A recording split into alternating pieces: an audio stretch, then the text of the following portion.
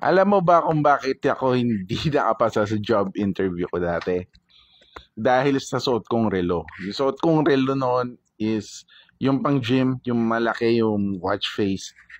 Dapat ang sinuot kong relo is yung pang business lang, yung minimalist ang design. Beshi, Master, si Sonto, ang inyong certified watch affiliate dito sa TikTok.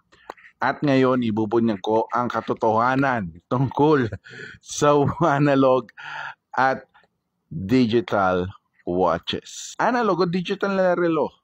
Ano ba yung advantages ng analog watch? Instant pogi points sa corporate setting, never out of style, perfect sa mga formal events. Di kailangan ng battery. Di kailangan ng battery kung automatic. Ano naman yung mga disadvantages niya?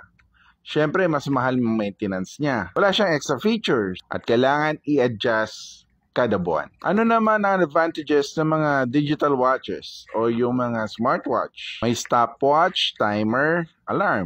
Perfect siya sa gym at sa sports activities. Water resistant na ang karamihan nito. At mas accurate ang oras. Ano naman ang mga disadvantages? Hindi bagay sa formal wear. Mukha siyang casual masyado. At battery dependent. Pro tip na hindi alam ng karamihan.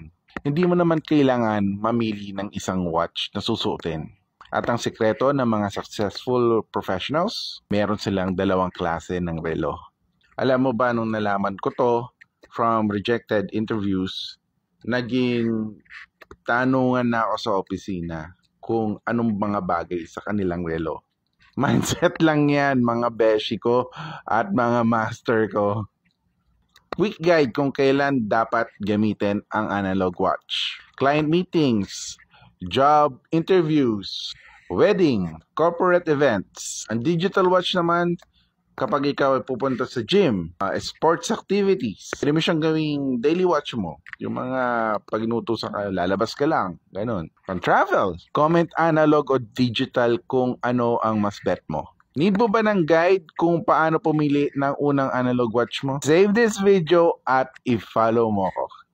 Remember, hindi ka nagsuot ng relo para lang malaman mo ang oras. Status symbol din to.